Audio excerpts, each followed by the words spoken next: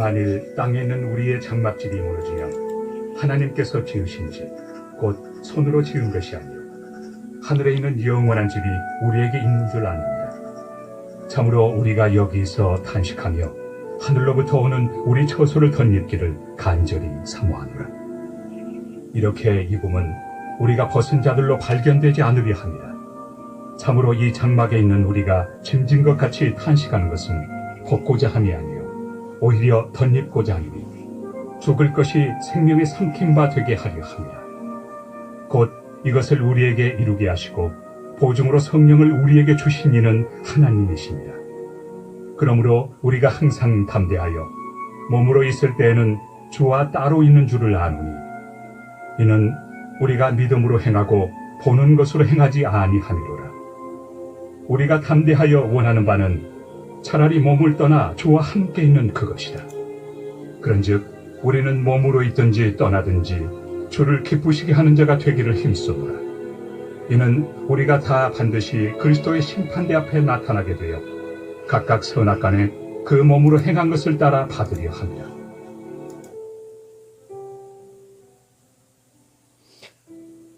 바울은 하나님이 약속하신 구원을 집의 비유로 설명합니다. 무너지기 쉬운 장막집에서 살아가는 우리에게 하나님께서 지으신 영원한 집이 있고 이를 성령이 친히 보증하여 주신다는 것입니다. 여기서 보증이라는 말은 상거래에서 확실한 거래를 위해 지불하는 산금을 의미하는 것으로 우리에게는 확실한 구원이 보장되어 있다는 뜻입니다.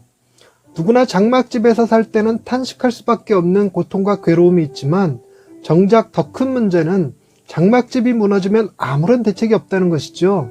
그러나 하나님은 우리가 하늘에 있는 영원한 집을 기대하는 마음으로 어떤 어려움 앞에서도 두려워하지 말고 담대하게 살아가기를 원하셨습니다. 세계적인 대유행병이 돌 때 사람들은 두려움에 사로잡혀 패닉에 빠지거나 사재기를 통해 혼자만이라도 살아남으려고 하죠. 사람의 마음에 있는 두려움은 삶의 행동을 결정하는 큰 동기 중 하나입니다. 공부를 열심히 하는 학생도 낙오자가 될까봐 두려운 마음이 있고 열심히 운동하는 사람들도 질병에 대한 두려움이 있습니다. 심지어 열심히 신앙생활하는 이유가 지옥에 대한 두려움 때문일 수도 있습니다. 그러나 과도한 두려움은 올바른 판단을 방해합니다. 천국에 갈 자신이 없으면 하나님을 부정하게 되고 반대로 천국에 갈 만큼 자신을 의롭다고 여기는 사람은 하나님보다 자신의 행위를 더 의지하게 됩니다. 그러나 그 어떤 경우에도 하나님을 의지하지 않고서는 두려움을 이기지 못합니다. 우리가 두려움에 빠져 살아가는 이유는 하나님의 약속을 온전히 믿지 못하기 때문이지요.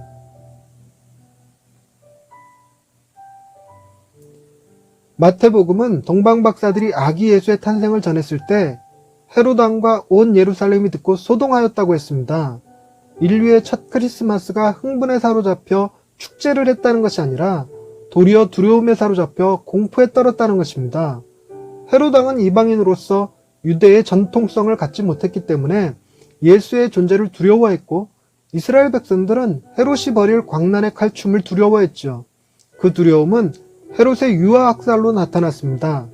그러나 예수님은 몸은 죽여도 영혼은 능히 죽이지 못하는 자들을 두려워하지 말고 오직 몸과 영혼을 능히 지옥에 멸하실 수 있는 일을 두려워하라고 말씀하셨습니다. 우리가 진짜 두려워해야 할 하나님은 우리를 지옥에서 건져내어 생명의 삼킨 바 되게 하시려고 우리 대신 당신의 아들 예수 그리스도를 지옥으로 보내셨습니다.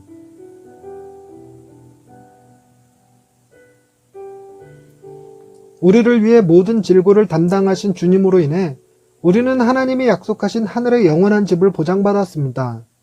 더 이상 우리는 두려움으로 하나님을 섬기는 것이 아니라 기쁨과 감사함으로 섬길 수 있게 되었지요.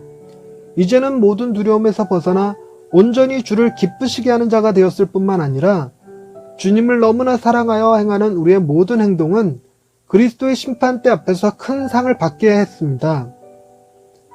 하나님은 우리가 두려움에서 벗어나 진정한 기쁨과 감격을 누리며 그리스도 안에서 담대한 사람들이 되게 해주셨습니다. 할렐루야.